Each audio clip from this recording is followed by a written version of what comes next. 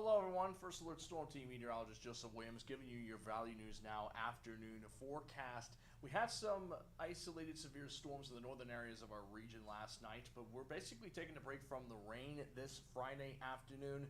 However, we are First Alert tracking some more thunderstorm opportunities with even a small chance of severe weather overnight into the weekend. So let me pull up my face so you can see me right here. Again, thanks for joining us. First Alert Storm Team meteorologist Joseph Williams wanted to give you that First Alert weather update. So again, that had an isolated severe storm that impacted areas between the northern Red River Valley and a portion of northwest Minnesota. That died down by midnight heading into Friday morning, and now we're looking at a gorgeous Friday afternoon with temperatures in the 70s. However, as I just briefly touched upon, we are tracking the chance for some more severe storms. So I'm going to pull up our graphics real quick to show you what I mean.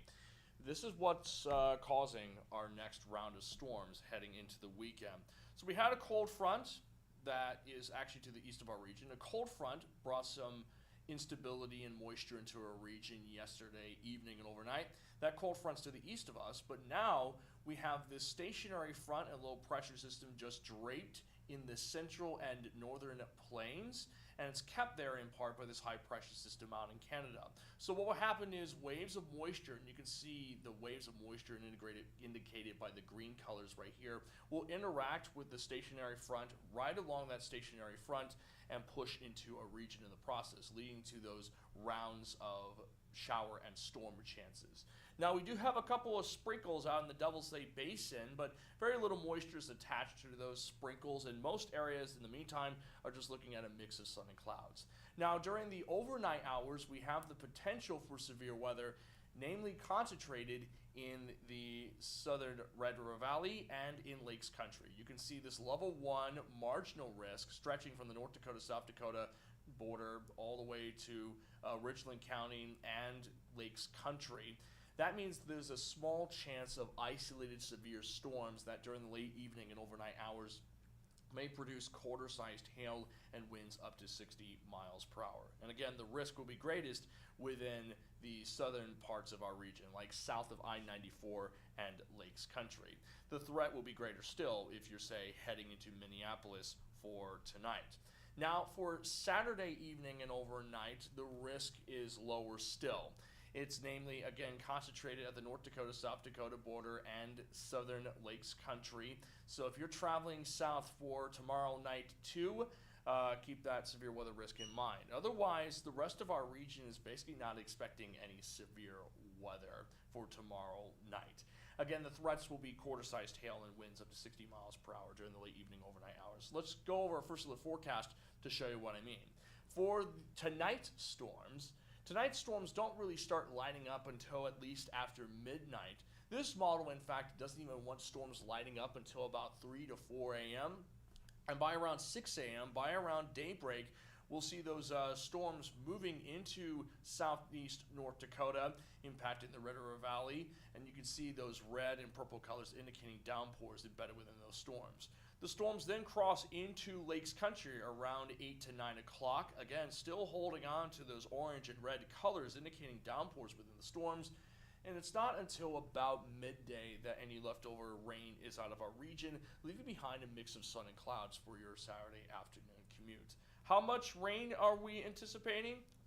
Probably looking at about an inch or so of rain in parts of our region. Where we have those heaviest thunderstorms, some areas will see over an inch, maybe even over 2 inches of rain in spots. And again, that rain will mainly be concentrated south of I-94 and Lakes Country. So generally, if you're in the southern half of our region, be prepared for those thunderstorms. Make sure to have the VNN weather app on standby as we head into your Saturday morning commute. Then Saturday afternoon, looking great, like I said, a mix of sun and clouds for the day. But as we head into the overnight hours, heading into your Sunday morning commute, we'll see another wave of showers and thunderstorms pushing into our region. Again, the risk will be lower still on Saturday night heading into your Sunday morning commute. The risk of severe weather will be much lower still, but we can't rule out an isolated severe storm in, say, northeast South Dakota late Saturday night into early Sunday morning that may produce some quarter-sized hail and gusts up to 60 miles per hour. So again, if you're heading at the North Dakota-South Dakota border and the northeast South Dakota tomorrow night into Sunday morning, be prepared for those downpours and some strong wind gusts. We'll see those storm chances continuing into Sunday afternoon, but by Sunday afternoon, that severe weather threat should be done. We'll just be dealing with some classic showers and thunder shower activity across much of our region. And then after Sunday night, we dry out for Monday morning's commute. And then the rest of next week is looking relatively quiet. Maybe an isolated shower chance for Thursday evening and overnight. But basically the rest of next week, we're taking a break from the rain. So we only have to deal with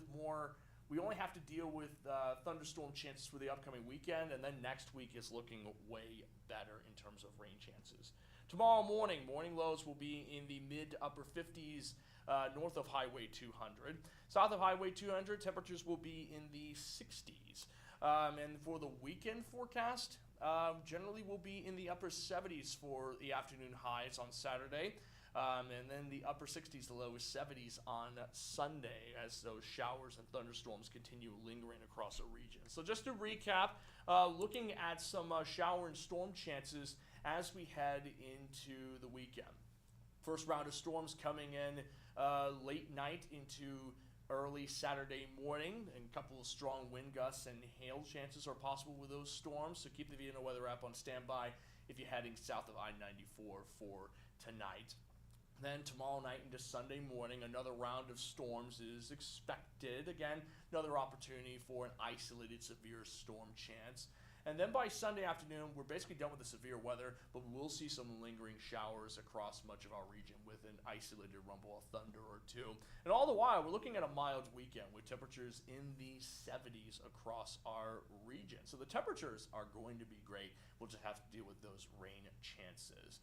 Now, I will go over what next week will be like in more detail on Valley News Live at 4, 5, 5:30, 6, and 10. Jonathan Palmatier will be doing Valley News Live at 6:30 and 9. And again, I'll also be going over your forecast on the Valley News Live First Alert Weather app. I'll be giving periodic First Alert Weather updates. So make sure to stay tuned. Definitely download the VNN Weather app for the next couple of nights as we track these storm chances across the region. In the meantime, have a good Friday and be safe out there.